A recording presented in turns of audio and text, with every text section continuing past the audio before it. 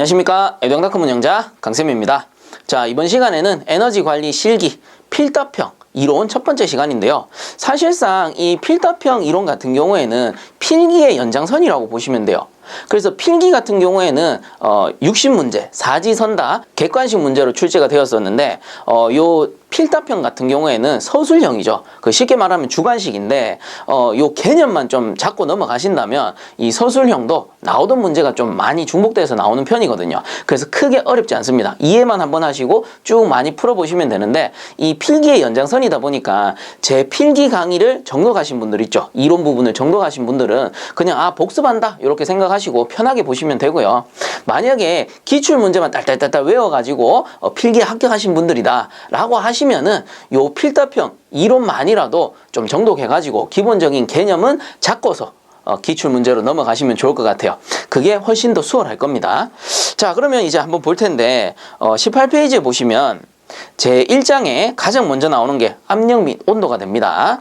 자, 그래서 바로 밑에 보시면 1. 표준 대기압 ATM이라고 해가지고 나오는데 이 표준 대기압이란 녀석은 말 그대로 대기압을 나타냅니다. 대기압인데 표준화 시켜 놓은 거예요. 그래서 예전에 물리학자 중에 토리첼리라는 사람이 있었어요. 그 토리첼리라는 사람이 이런 실험을 합니다. 이런 커다란 수조 안에다가 HG, 수은을 채웁니다. 요 HG가 수은의 화학기호예요. 그래서 이 상태에서 길다란 비커, 그래서 실험실에서 사용하는 길다란 요런 막대형 비커 있죠? 요 비커를 거꾸로 끼우는데 어떻게 끼웠냐 하면은 비커를 입에다 대고 쭉 빨아당깁니다. 쭉 빨아당기면 비커 내부는 진공이 잡히죠. 빨아당긴 상태에서 손으로 이렇게 막습니다. 그럼 내부는 현재 진공이 잡혀 있는 상태예요. 그 상태로 수조 안에 넣어가지고 손을 탁 뺍니다. 그럼 어떻게 돼요? 비커 내부는 현재 진공이 잡혀 있는 상태죠. 그리고 진공이 잡혀 있다 보니까 이 내부에 있던 수은이 어떻게 돼? 그 비커 내부로 쭉 빨리 올라옵니다. 쭉 빨리 올라와요. 그래서 이 토리첼리라는 사람이 여러 번 실험을 했어요. 여러 번 이렇게 끼웠다 뺐다 끼웠다 뺐다 하면서 실험을 했는데 희한하게도 이 수은의 높이가 빨리 올라가는 수은의 높이가 일정하더라라는 겁니다. 그래서 이게 760mm로 올라간 높이입니다. 수은주의 높이가 760mm로 일정하게 올라가더라라는 겁니다. 그래서 토리첼리라는 사람이 어떻게 정리를 했느냐? 그렇다면 이거는 진공도 일정하고 그리고 높이도 일정하다라는 말은 결국 어떤 힘이 작용한다. 그래서 어떤 힘이 작용하느냐? 공기가 누르는 힘, 대기압이 작용하는구나. 요렇게 이해를 하는 거죠. 이렇게 밝혀내는 겁니다. 그래서 공기가 누르는 힘, 말 그대로 이 수은의 표면을 공기가 현재 누르고 있다라는 겁니다. 눌러버리니까 일정한 압력만큼 이 수은이 진공이 잡힌 비커 안으로 쏙 빨리 올라가는 겁니다. 그리고 높이가 일정하기 때문에 대기압은 일정하다, 표준 대기압은 일정하다라는 말이 되겠죠. 자, 이렇게 수은으로도 시험을 해봤고요. 그리고 물로도 똑같이 합니다. H2O. 물로도 똑같이 이렇게 비커를 꽂아가지고 진공을 잡아서 해보니까 물의 높이는 대략적으로 요게 10332 mm만큼 올라가더라 라는 겁니다. 그래서 이런 식으로 일단 대기가 누르는 압력, 대기압을 밝혀낸 거예요. 그리고 이거를 이제 표준화 하는데 어떻게 표준화를 했느냐? 자, 여기에서 참고적으로 알아두셔야 되는 게 수은의 비중이 있어요. 수은의 비중 같은 경우에는 13.595 g/, 세제곱 센티미터가 됩니다. 그래서 수은의 비중을 좀 기억을 해주시고요. 자, 그렇다면 수은의 그 높이 있죠? 수은주라고 합니다. 그리고 물의 높이는 수주, 수두라고 부르죠. 물 숫자를 붙여가지고. 그리고 수은의 높이니까 수은주라고 하겠죠. 자, 그럼 수은주의 높이가 760mm야. 그럼 보세요. 요거를 여기 센티미터에 3승이니까 센티미터로 바꾸게 되면 어떻게 되느냐? 760이니까 센티미터로 바꾸면 76cm가 된다라는 겁니다. 그리고 수은이기 때문에 HG가 되겠죠. 근데 HG는 일단 생략을 합시다. 우리는 단위를 환산할 거기 때문에 여기에다가 수은의 비중 요거를 곱해보는 거예요. 곱하기 13.595 g/, 세제곱 센티미터를 이렇게 곱해보니까 어떻게 되느냐? 센티미터가 날아가고 요거 한 개 날아가니까 몇 개 남아요? 결국은 2개가 남죠. 자, 그래서 요 값을 구해보니까 얼마가 나오느냐? 1033.2 g/제곱 센티미터가 나오더라 라는 겁니다. 자, 그리고 요거를 키로로 한번 바꿔볼까요? 자, 요게 g이니까 킬로그램으로 바꾸게 되면 어떻게 되느냐? 1000을 이렇게 나눠주시면 됩니다. 자, 이렇게 나눠보니까 킬로그램을 바꿔보니 1.0332 킬로그램 퍼 제곱센치가 되더라 라는 겁니다. 자, 이런 식으로 토리첼리라는 사람이 대기압을 단위별로 표준화 시켜 놓은 게 표준 대기압입니다. 자, 그래서 요거를 정리해 놓은 게 그 교재 보시면 나오죠. 자, 요거는 기억을 하셔야 돼요. 1atm은 1.0332 kg per 제곱센티미터가 되고, 그리고 수은주로 하게 되면 760 ml Hg가 되고요. 요게 수은이죠. 그리고 나머지 뭐 10.33 미터 H2O라고 돼 있는데, 요 H2O가 뭐예요? 물이죠, 물. 그래서 여기 보시면 어때? 물의 높이는 대기압으로 봤을 때 요게 H2O가 생략돼 있는 겁니다. 물의 높이니까 미리로 하니까 10332 미리가 되더라 라는 건데, 요거를 미터 단위로 한번 바꿔보면 미리이기 때문에 어떻게 돼? 1000을 나누면 되죠. 하나, 둘, 셋 나눠보니까 어떻게 돼? 10.33이 나오더라 라는 거죠. 물론 여기 2를 생략한 겁니다. 그래서 이런 식으로 수도압으로도 나타내는 거고요. 그리고 참고적으로 여러분들 그 압력 게이지에서 좀 주로 사용하는 그 단위가 요 킬로그램 퍼 제곱센치거든요. 그리고 이 소수점을 빼고 사용을 많이 합니다. 그렇기 때문에 1kg 퍼 제곱센치라는 거는 수도압으로, 물의 압력으로 따지면은 요것도 소수점 뒤에 거 생략하면 어떻게 돼? 10m와 같다라는 겁니다. 그래서 쉽게 말해서 펌프의 압력이 3kg per 제곱센치다 라는 거는 결국은 물의 높이를 30m 올릴 수 있는 압력이다 라는 뜻이 되는 거예요. 그래서 그런 거를 이제 수도압이라고 하는 거고, 자, 이런 식으로 이제 정리가 되는 거죠. 그 나머지는 참고하셔서 보세요. 그 뉴턴 퍼 미터 제곱으로 하니까 101325가 되고 101325 파스칼과 같고요. 그리고 14.7 파운드 퍼 인치의 제곱. 그래서 파운드 퍼 인치의 제곱이라는 거는 주로 보면 미국에서 사용하는 단위입니다. 우리나라에서는 주로 킬로그램을 많이 쓰지만 미국에서는 파운드 단위를 많이 써요. 그리고 길이 단위도 우리는 뭐 센티미터, 미터 뭐 이렇게 쓰는데 미국이나 유럽 이런 곳에서는 인치 단위를 좀 주로 쓰는 편이고, 그리고 마지막으로 101.325 킬로파스칼 이렇게 나오는데요. 그 교재에 나오는 표준 대기압들 있죠. 별표하시고 제가 적어드리지 않았더라도 나머지 최소한 그 정도, 교재에 있는 요 정도는 기억을 하시고 좀 암기를 해 주셔야 됩니다. 그래야 나중에 넘어가서 단위 환산이 돼요. 자, 그 다음 밑에 2번에 게이지 압력에서 나옵니다. 그래서 표준 대기압을 0으로 하여 측정한 압력, 즉 압력계가 표시하는 압력이다 라고 나오죠. 그래서 게이지 압력, 말 그대로 게이지가 표시하는 압력인데, 예를 들어서 게이지가 이렇게 있습니다. 게이지라는 거는 이제 압력을 받으면 그 압력만큼 이렇게 올라가게 되는데, 통상 보면 0, 1, 2, 3, 4, 5, 6 뭐 이런 식으로 저압일 경우 요거보다 좀 낮게 표시가 되고 고압일 경우에는 더 많이 표시되고 뭐 이런 형태인데, 어쨌든 예를 들어서 단위를 킬로그램 퍼 제곱센치로 사용을 했다라고 치고요. 지침이 압력이 안 걸릴 경우에는 어디를 향합니까?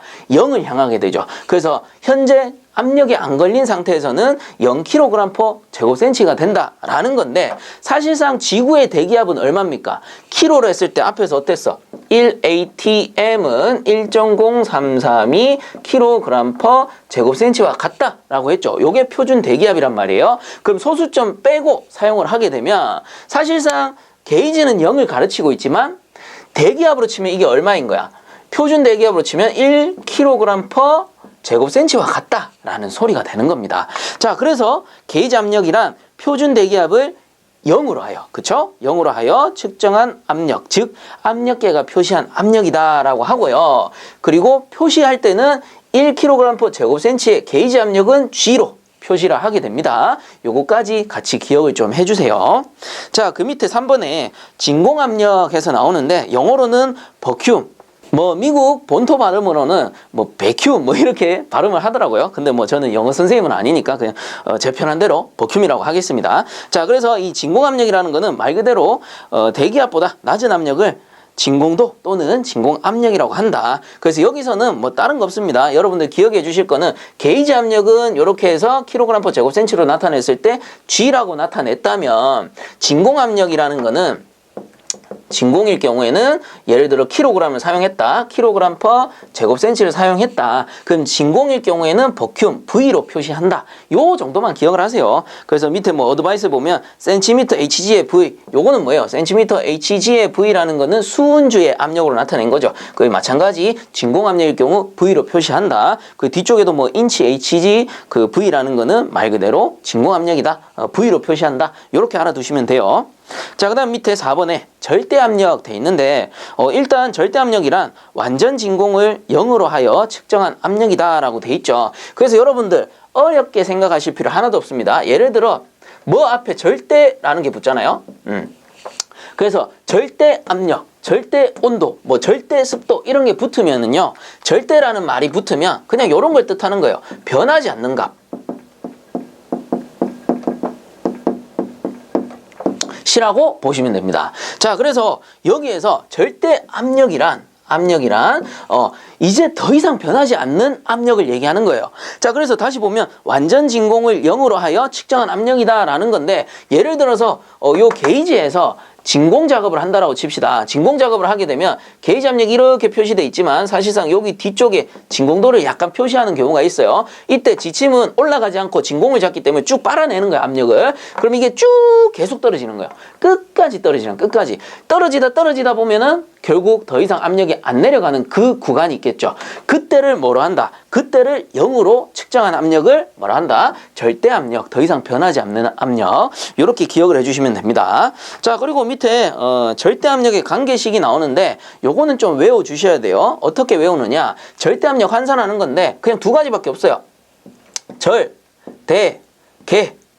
절, 대, 진 이렇게만 외우시면 됩니다. 그래서 절대압력은 대기압 플러스 게이지 압력입니다. 왜? 게이지 압력이 대기압보다 높기 때문에 플러스가 들어가는 거고요. 그리고 절대압력은 대기압 마이너스 진공압력이 됩니다. 왜? 진공압력은 대기압보다 낮기 때문에 마이너스가 들어간다. 이렇게 기억하시면 돼요. 그래서 절대계, 절대진 이렇게 기억을 하시고요. 예를 들어서 문제에서 게이지 압력을 구하세요 라고 하면은 그냥 이항하시면 돼요. 게이지 압력은 대기압이 넘어가죠. 그래서 게이지 압력은 대기압이 넘어가는데 여기 플러스 생략돼 있으니까 절대압력에 넘어가면서 마이너스로 바뀌죠. 마이너스 대기압. 그리고 예를 들어 진공압력을 구하세요 라고 하면은 진공압력은 어떻게 되냐면 얘가 마이너스 압력이죠. 그래서 일단 진공압력이 플러스 압력으로 넘어갑니다. 그래서 플러스 진공압력에 플러스 절대압력은 대기압이 되는데 여기서 이항을 한 번 더 해야 돼요. 절대압력을 다시 넘겨요. 그러면 진공압력은 절대압력이 넘어가면서 마이너스 되죠. 대기압 마이너스 절대압력 뭐 이런 식으로 구하게 되는 겁니다. 그래서 요 두 공식만 외우고 계신다면 절대압력을 구하든 게이지 압력을 구하든 뭐 진공압력을 구하든 다 구할 수가 있는 거예요. 자, 그리고 이렇게 이항하는 거 잘 모르겠다 하시는 분들은 제 필기 이론에 이항에 대한 그 부분이 있으니까 꼭 듣고 오시고요. 카드로 남겨드릴 테니까 클릭하셔서 한 번씩 듣고 보고서 넘어오시기 바랍니다. 안 그러면 진도가 안 나가죠. 자, 그리고 바로 밑에 보면 이 정도 관계는 기억을 하자. 자, 뭡니까? 1메가파스칼이라는 녀석은 킬로그램 퍼 제곱센치로 하면 10kg 퍼 제곱센치와 같다. 요 정도는 기억을 해달라라는 겁니다. 왜 그러냐면은 예전에는 요 킬로그램 퍼 제곱센치 단위가 상당히 많이 나왔어요. 근데 요즘에는 빈도가 서서히 메가파스칼로 바뀌어가는 추세이기 때문에 요 두 개의 관계 정도는 꼭 알아두셔야 됩니다. 그래서 여기서도 보면 게이지에서 표시하는 압력이 킬로그램 퍼 제곱센치였는데, 자, 예를 들어서 게이지가 압력을 받아서 이렇게 2kg을 가르쳤어요. 그럼 얘는 2kg 퍼 제곱센치에 게이지 압력과 같고요. 그리고 메가로 환산하면 어떻게 돼? 1메가파스칼이 10kg 퍼 제곱센치니까 10을 나눠버리면 되는 겁니다. 그래서 나눠버리면 어떻게 되죠? 0.2메가파스칼이 된다라는 겁니다. 게이지 압력 이렇게 표시해 주셔도 되고요. 자, 그래서 요 정도 정리를 해주시면 되고, 그리고 바로 밑에 어드바이스에 보면 자, 앞에서 게이지 압력은 G 그리고 진공 압력은 V로 표시했다면 절대 압력은 어떻게 표시합니까? 킬로그램 퍼 제곱센치에 A로 표시한다. 그래서 뭐 ABS라고 돼 있는데 그냥 A로 표시합니다. 주로 보면 A로 이렇게 표시를 하게 돼요. 그리고 바로 밑에 보면 필수 암기 나오는데 참고적으로 제가 앞에서 말씀드렸던 요 두 공식이죠. 꼭 외워달라. 그래서 한 번 더 나오게 되는 겁니다. 자, 그 다음 넘어가 봅시다. 자, 그 다음 이제 온도에 대한 내용인데 보시면 섭씨 온도, 화씨 온도, 뭐 절대 온도 이렇게 나옵니다. 그래서 이 세 가지 온도의 개념이 어떻게 되느냐 하면 일단 섭씨 온도부터 한번 보면 섭씨 온도라고 쓰고요. 온도 기호는 도씨로 표시를 합니다. 많이 보던 건데 그렇죠. 우리가 사용하는 겁니다. 그리고 SI 단위도 도씨를 사용하게 돼요. 자, 그리고 이 섭씨라는 것은 어떻게 나타내느냐. 이 온도 구간을 100등분 하는 거예요. 100등분 딱 해가지고 이 물이 어는 빙점을 0도씨로 표시를 하게 되죠. 그리고 물이 끓는 B점을 B등점 뭐 이렇게 부르기도 합니다. 요거를 100도씨로 표시를 하는 거예요. 그래서 100등분이기 때문에 요 한 등분당 어떻게 돼? 1도, 2도, 3도, 4도 이렇게 올라가겠죠. 가장 쓰기가 좋아요. 왜? 100등분 딱 떼가지고 한 칸당 1도씨로 올라가니까. 자, 근데 화씨라는 녀석이 있어. 화씨 온도. 사실 더 보기 싫은데 이것만 알면 참 좋겠는데 화씨라는 게 있어요. 이것도 사용이 되니까. 그래서 이 화씨라는 거는 도F로 표시를 하게 됩니다. 그래서 화씨라고 불러요. 자, 그러면 이 화씨는 어떻게 나타내느냐. 이 등분수를 180등분을 하게 됩니다. 180등분. 자, 그리고 빙점, 물이 어는 빙점을 32도F로 표시를 해요. 32 화씨라고 부르겠죠. 자, 그리고 물이 끓는 B점을 212도F로 표시를 하게 됩니다. 자, 그래서 두 가지를 왜 배우느냐. 자, 요거는 우리 코리아 한국에서 사용하고요. SI 단위로 사용이 되고 있습니다. 근데 요 화씨 같은 경우에는 미국에서 사용이 되고 있어요. 그래서 앞에서도 말했지만 우리나라에서는 킬로그램 쓰지만 미국에서는 주로 파운드를 쓰고 그리고 온도도 마찬가지. 우리나라에서는 도씨를 쓰는데 미국에서는 화씨를 주로 사용을 하게 됩니다. 근데 방금 좀 전에 제가 말씀을 드렸는데 SI 단위로도 도씨를 사용한다라고 했잖아요. 근데 쌤 SI 단위가 도씨인데 미국에서는 왜 화씨를 쓰나요? 이거는 아무래도 이 좀 강대국이라는 그런 일종의 위험이겠죠. 그래서 자기네들은 이거 쓸란다. 너희 마음대로 바꿀라 하지 마라. 우리는 우리 쓰던 거 쓸란다. 뭐 약간 요런 뉘앙스가 느껴지는 부분이에요. 자, 근데 뭐 우리는 어쩔 수 없죠. 우리는 이제 공부하는 입장이니까 둘 다 알아야 되고 둘 다 환산하고 그리고 관계도 좀 알아둬야 됩니다. 자, 그래서 어려울 거 없어요. 방금 제가 설명드린 그 내용들이 다예요. 자, 교재 보시면 5번에 섭씨온도 표준 대기업 1atm 하에서 물이 어는 온도 빙점을 0도씨로 정하고 끓는 온도 B점을 100도씨로 정한 다음 그 사이를 100등분하여 한 눈금을 1도씨로 규정한 온도다라고 나오죠. 자, 그 다음에 6번의 화씨 온도도 한번 보면 표준 대기압 1atm 하에서 물이 어는 온도 빙점을 32도F 그리고 끓는 온도 B점을 212도F로 정한 다음 그 사이를 180등분하여 한 눈금을 1도F로 규정한 온도다. 그래서 요 두 가지의 차이점 좀 알아두셔야 되고 그렇다면 이 두 개의 관계는 어떻게 되느냐. 그 관계가 절대온도 밑에 보면 표 하나 나와요. 표에 보시면 섭씨온도와 화씨온도의 상호 관계식이라고 해서 나오는데 요 식만 이해를 하시면 됩니다.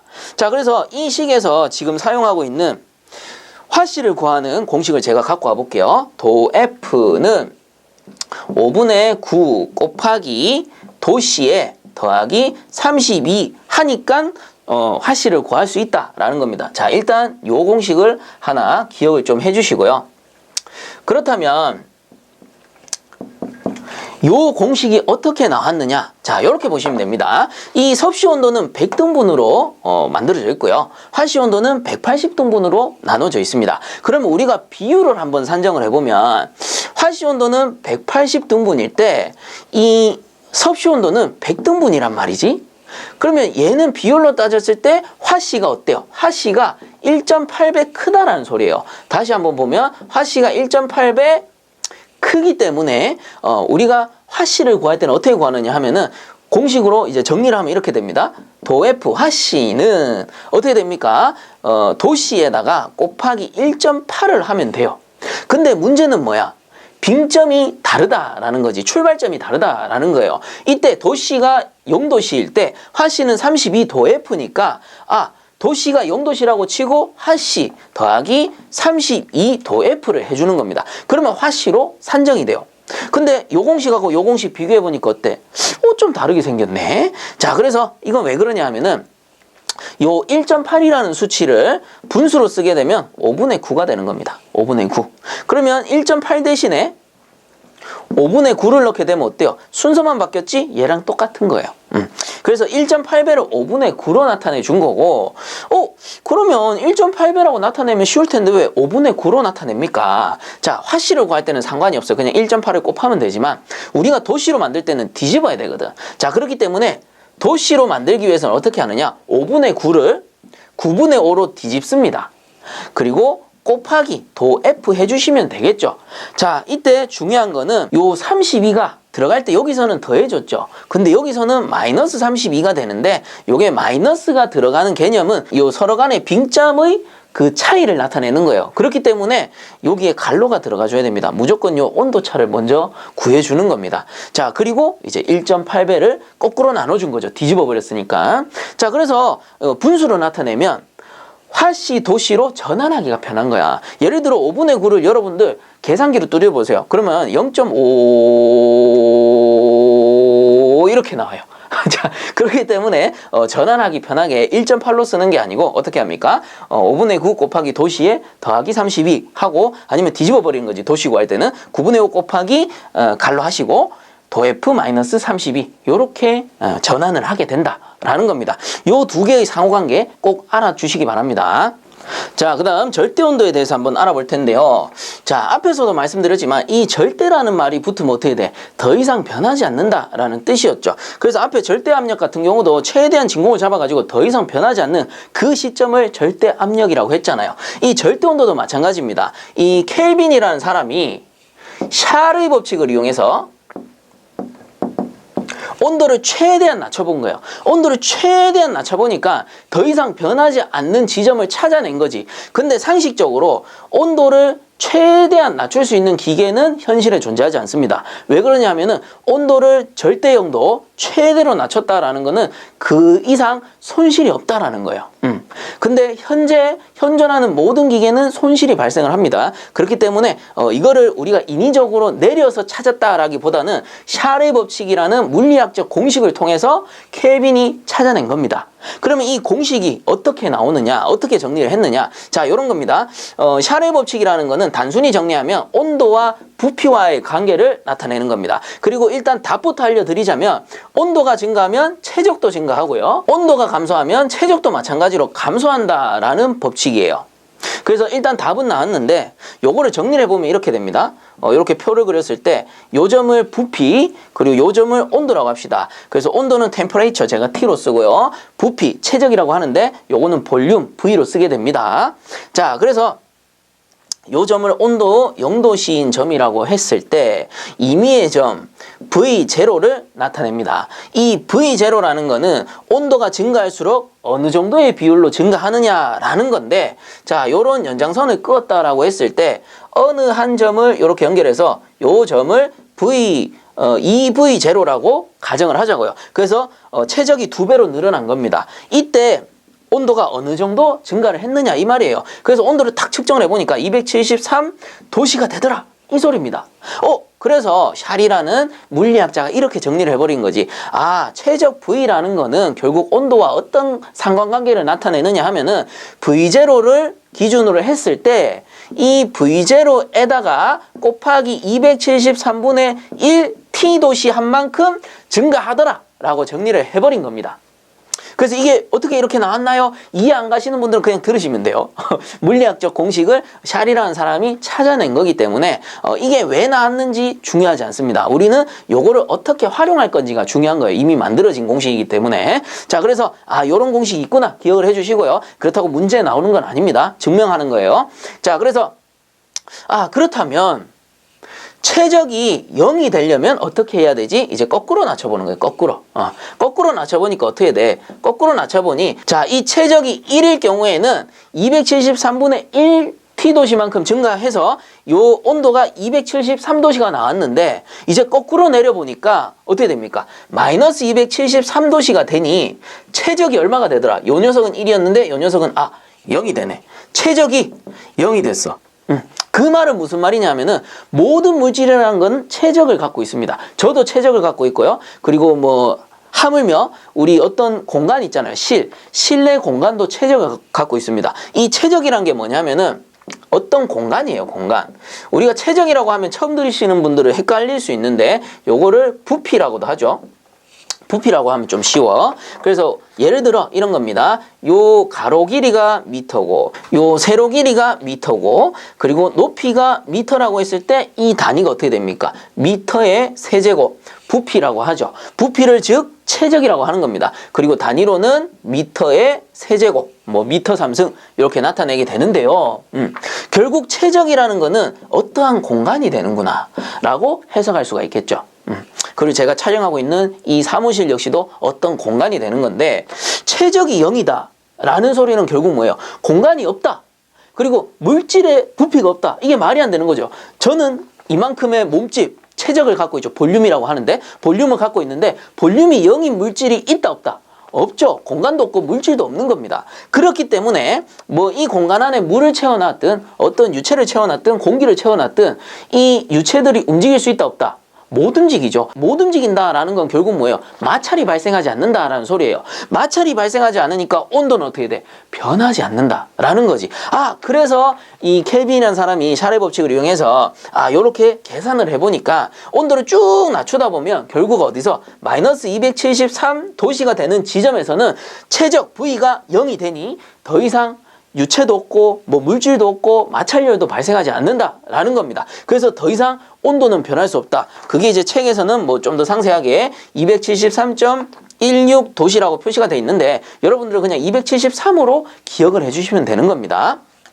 자, 그래서 절대온도라는 거는 섭씨를 기준으로 했을 때는 섭씨온도 도씨를 기준으로 했을 때는 마이너스 273도씨가 결국 절대온도가 되는 거고요. 그러면 도씨를 절대온도로 바꾸려면 켈빈으로 바꾸려면 도씨에다가 더하기 273만 해주면은 모든 섭씨온도는 절대온도로 환산이 된다라는 겁니다.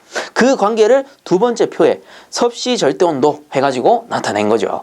그리고 세 번째 보면은 화씨 절대온도 나오는데 켈빈이 이렇게 구해낸 것처럼 랭킨이라는 사람이 화씨온도 도F를 가지고 또 구해보니까 마찬가지로 구한 거예요. 이 도F 같은 경우에는 최대한 낮춰보니 얼마? 마이너스 460이 돼야지 더 이상 온도의 변화가 없다라는 겁니다. 자, 그래서 요거를 랭킨이라는 사람이 만들었기 때문에 랭킨 R은 도 F에다가 더하기 460을 해줘버리면은 절대 온도, 화씨 절대 온도 랭킨이 된다라는 겁니다. 그래서 요 두 가지 공식만 기억을 해주시면 되는 거예요.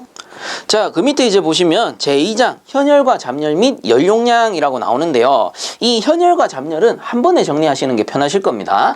자, 그래서 예를 들어 요런 상태 변화가 있다라고 칩시다. 마이너스 5도씨의 얼음이 있었어요. 그래서 제가 요 녀석을 버너로 확 가열을 해요. 그럼 어떻게 돼? 처음에는 온도가 상승하겠죠. 0도씨로 상승한 얼음이 될 거고요. 그리고 이 얼음을 계속 가열하게 되면 어떻게 돼요? 0도씨 물로 변합니다. 그리고 물을 또 계속 가열하게 되면 100도씨까지 올라가겠죠. 이때도 아직까지는 물입니다. 근데 여기서 더 가열해버리면은 100도씨 증기로 변해버려요. 자, 그래서 이 열의 상태 변화라는 거는 한 번에 변하는 게 아니에요. 얼음을 가열한다라고 해서 한 번에 물로 가는 게 아니고 또 물을 가열한다라고 해서 한 번에 증기로 변해버리는 게 아닙니다. 이런 상태 변화 과정을 거쳐서 변화가 일어나는 거예요. 자, 그래서 요 첫 번째 구간 1번, 두 번째 2번, 3번, 4번으로 표시를 하게 되면 이 1번 구간은 현열 구간이라고 불러요. 현열 구간. 그래서 제가 약호로는 QS라고 쓰겠습니다. 앞으로. 그리고 2번 구간 같은 경우에는 잡열 구간이라고 불러요. 잡열 구간. 그래서 QL이라고 쓰겠습니다. 그리고 3번 같은 경우는 현열. 4번 같은 경우는 잡열 구간이 되는 겁니다. 그래서 현열 QS가 되고 잡열 QL이 되는 겁니다. 자, 이때 현열 구간이라는 거는 자, 1번 한번 봅시다. 요 구간을 나타내는 거예요.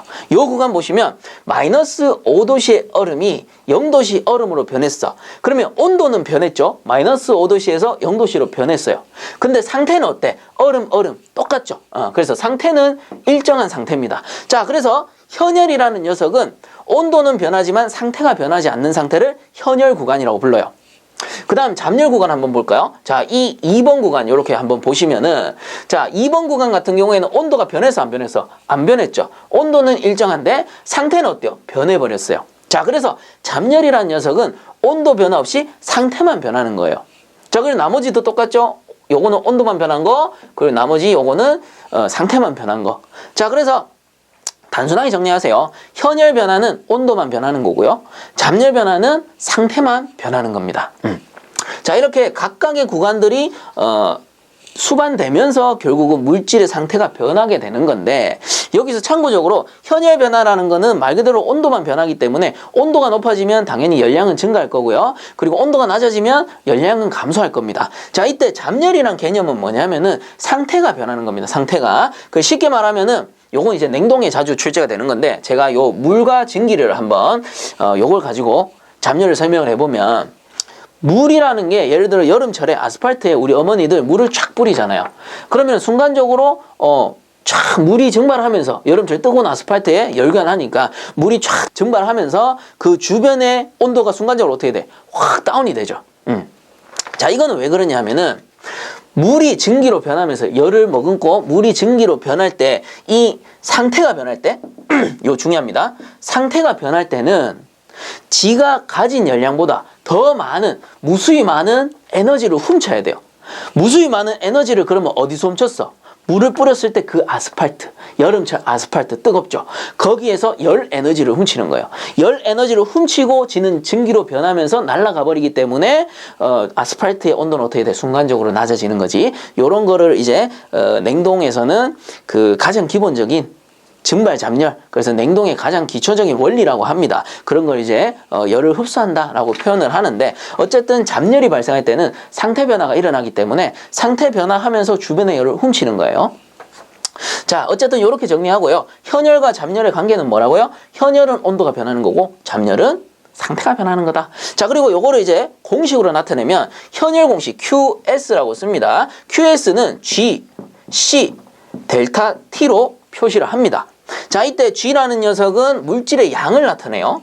양이라는 거는 킬로그램 per hour라고 쓰는데, 뭐 우리 냉매량이라고 하면은 1시간당 순환한 냉매량이 될 거고, 우리가 보일러라고 하면은 1시간당 공급된 증기량 혹은 1시간당 공급된 급수량, 뭐 온수 보일러의 경우 이렇게 산출을 하게 되는 겁니다. 그 다음에 C라는 거는 비열인데요. 비열의 단위는 킬로칼로리 per 킬로그램 도시라고 해서, 비열이라는 거는 쉽게 말해서 물이 기준이 되고요. 물보다 쉽게 가열되냐 아니면 물보다 어렵게 가열되냐, 요런 걸 나타내는 겁니다. 그래서 물보다 1도씩 상승시키는데 필요한 열량이 적냐 많냐, 요거를 비열이라 그래요. 그래서 열을 비교한다. 그래서 비열이라고 부르는 겁니다. 자, 그 다음에 델타 T라는 거는 요 델타라는 게 붙으면 요 델타를 그냥 DT라고 쓰셔도 되고요. 델타 T라고 쓰셔도 됩니다. 그래서 요거는 뭐냐면 델타라는 게 붙으면은 전후의 차, 변하기 전후의 차를 나타냅니다. 그래서 요거는 온도차가 돼요. 그래서 단위로는 도시가 되는 겁니다. 자, 그럼 요 세 가지를 곱하게 되면 어떻게 돼? 단위가 킬로그램 사라지고 도시 사라지면서 킬로칼로리 퍼 아워가 되는 거예요. 그래서 열량 킬로칼로리 퍼 아워가 되는데, 뭐 간혹 보면은 이 G의 단위를 그냥 킬로그램으로 줄 때도 있습니다. 그때는 그냥 시간의 개념을 뺀 거기 때문에 우리는 계산할 때 그냥 시간의 개념을 빼고 마지막에 단위는 시간의 개념이 없는 킬로칼로리로 나타내주기만 하시면 돼요. 그 어려울 게 없어요. 나중에 어차피 저랑 같이 기출문제 풀어보시면 그렇게 하는 거군요. 이렇게 느끼실 겁니다. 자, 요게 현열 구하는 공식. Q는 Gc 델타 T, Q는 Gc 델타 T 꼭 외우셔야 되고요. 그 다음에 잠열 한번 봅시다. 요거 잠열 넘어가기 전에 제가 언급을 못 해드렸는데, 비열 C라는 거는 교재에도 나오지만 물일 경우에는 1이라고 나타내고요. 단위는 모두 킬로칼로리 퍼 킬로그램 도시로 똑같습니다. 그리고 얼음일 경우에는 0.5, 그리고 공기일 경우에 0.24, 수증기일 경우에 0.46, 뭐 간혹 보면 0.44로 나오기도 합니다. 요 정도 비열은 꼭 외워주세요. 요 정도는 나중에 열량을 구하게 되면 어디에서 어떻게 사용될지 모르기 때문에 비열 요 정도 수치는 알아두셔야 됩니다. 그 책에 나오는 비열 바로 밑에 보면 갈로 해가지고 나오잖아요. 얼음, 물, 공기, 수증기, 얘들의 비열 값은 꼭 좀 알아두세요. 그래서 물이 기준이 되기 때문에 물의 비열은 1이 되는 거고, 2보다 낮거나 높거나 뭐 이렇게 되는 거겠죠. 자, 그 다음에 잠열 공식 한번 살펴보면 QL은 뭐 그냥 이렇게 쓰셔도 됩니다. 좀 뭐 이렇게 쓸 때도 있고 저렇게 쓸 때도 있고 한데 구분을 위해서 잠열 QL은 GR로 구하게 됩니다. 이때 G라는 것도 똑같아요. 물질의 양을 나타내요. 뭐 냉매의 양, 증기의 양, 급수의 양 뭐 이렇게 나타냅니다. 단위는 킬로그램 퍼 아워를 쓸 수가 있겠고요. 그 다음에 요 R은 잠열을 나타내요. 잠열. 그래서 참고적으로 잠열의 종류는 많습니다. 자, 잘 보세요. 이 얼음이 물로 바뀔 때 상태 변화라고 하죠. 얼음이 물로 바뀌는 거 녹죠. 녹는다라고 해서 융해라고 합니다. 그리고 물이 증기로 바뀌는 거 증발이라고 부르죠. 그리고 참고적으로 거꾸로 물이 얼음으로 바뀔 때를 응고라고 합니다. 응고잠열이라고 해요. 그 다음에 증기가 물로 바뀔 때는 응축이라고 해요. 그래서 응축잠열이라고도 불러요. 자, 이때 얼음이 물로 바뀔 때 잠열량은 79.68이 나오고요. 그리고 물이 증발할 때 이 증발 잠열은 539kcal/kg이 나옵니다. 이 정도 수치도 좀 기억을 해주세요. 쌤, 얼음이 물로 바뀔 때는요, 융해 잠열 똑같습니다. 물이 얼음으로 바뀔 때는요, 응고 잠열 똑같습니다. 둘 다 79.68이에요. 쌤, 물이 증기로 바뀔 때는요, 증발 잠열은 539, 그 다음에 증기가 물로 바뀔 때는요, 539 똑같습니다. 여러분들, 요 상태에서는 잠열이 일정하게 발생하는 거예요. 자, 그래서 잠열의 단위는 킬로칼로리 퍼 킬로그램으로 나타내게 돼요. 그럼 요거 두 개 곱해보면 킬로그램 지워지니까 킬로칼로리 퍼 아워라는 똑같죠. 앞에 현열량의 단위와 똑같은 겁니다. 둘 다 똑같은 열량을 구하는 공식이에요. 다만 상태 변화냐 온도 변화냐 요것만 나타내는 거고, 예를 들어 문제에서 마이너스 5도씨 얼음을 가열하여 100도씨 증기로 만들 때 필요한 열량은 얼마가 됩니까? 뭐 이제 얼음의 양을 주겠죠. 이때 단순히 얼음과 증기의 열량만 구하는 것이 아니고 이 상태에서 발생하는 상태의 열량을 다 구해서 더해줌으로써 전체 열량을 구할 수 있게 되는 거예요. 자, 그러니까 요 현열과 잠열의 관계를 꼭 기억을 해 주셔야 됩니다. 자, 이 내용이 20페이지 상단까지 나오는 내용들이고, 필수 암기사항에 보시면 물의 증발 잠열과 얼음의 융해 잠열 나오니까 꼭 기억하고 외워주셔야 된다라는 거겠죠. 자, 그 밑에 보시면 연용량 해서 나오는데, 연용량이란 어떤 물질의 온도를 1도씨만큼 올리는 데 필요한 열량이며 그 단위는 킬로칼로리 퍼 도시이다 라고 해서 나오죠. 자, 그래서 열 용량이라고 나오는데 그냥 읽어만 봐가지고는 좀 생소하죠. 그래서 열용량이란 거는 단순하게 생각하면 열을 담는 그릇이에요. 열을 담는 그릇. 그래서 그 열을 담는 그릇이 이만한 녀석도 있을 거고 이따만한 녀석도 있을 거예요. 그러면 이 녀석은 열용량이 작은 거죠. 그릇이 작으니까. 이 녀석은 열용량이 좀 큰 그릇이에요. 이때 열용량은 비열과 비례하는 관계를 가집니다. 그래서 이 녀석은 비열이 작은 그릇이고요. 이 녀석은 비열이 큰 그릇이다 라고 가정을 합시다. 열용량과 비열의 관계는 마지막에 또 설명을 드릴 거니까. 자, 이때 두 그릇에 물을 채웁니다. 물을 촥 채워요. 물을 촥 채워. 이때 요 그릇도 그렇고 요 그릇도 그렇고 똑같이 둘 다 80도씨까지 물을 가열을 할 거예요. 둘 다 똑같은 조건을 만들 겁니다. 자, 그러면 똑같은 조건에서 가열을 딱 하게 되면 어떻게 돼? 요 녀석이 아무래도 열용량이 작은 그릇이니까 물이 적게 들어있죠. 그러니까 얘는 빨리 가열될 거야. 근데 요 녀석은 어때요? 좀 천천히 가열되겠죠. 그리고 반대로 충분히 80도씨까지 올랐어. 그럼 이제 불을 끄겠죠. 불을 딱 끕니다. 그러면 요 녀석은 열용량이 작죠. 물의 양이 작으니까 어떻게 돼? 또 빨리 식을 거야. 근데 얘는 어떻게 돼? 미열이 좀 오래 남겠죠. 그래서 천천히 식어요. 자, 요거를 보일러에 비례해서 설명을 딱 해보잖아요. 그러면 요 보일러 같은 경우에는 열용량이 현재 작은 보일러예요. 그래서 이 보일러를 예열하는데 예열 시간이 짧죠. 뭐에 비해서? 인마에 비해서. 그래서 인마는 예열 시간이 길다 라고 보는 겁니다. 요건 짧다. 그쵸? 그리고 둘 다 마찬가지로 80도씨까지 가열하고 나서 보일러는 온수를 80도씨로 만드는 게 아니에요. 온수는 보통 보면 뭐 100도씨까지 넘어가는 것도 있고요. 뭐 100도씨 아니면 90도씨 이 정도 이제 왔다 갔다 한단 말이에요. 이렇게 이제 온도는 높지만 온도 센서에 의해서 80도씨, 실내 온도가 80도씨가 딱 되면은 보일러는 꺼지는 겁니다. 꺼지고 온도가 어느 정도 내려가면 다시 가열하고 요런 시스템을 가지고 있는 거예요. 자, 그렇기 때문에 둘 다 충분히 예열돼서 둘 다 80도씨까지 올랐어요. 이때 요 비열이 작은, 열용량이 작은 보일러를 딱 꺼버리면은 금방 식겠죠. 근데 요 녀석은 어때요? 끄더라도 이 열 용량이 크니까 온도가 떨어지는 시간이 길단 말이에요. 자, 그러면 둘 중에 어떤 보일러가 좋을까? 어떤 보일러가?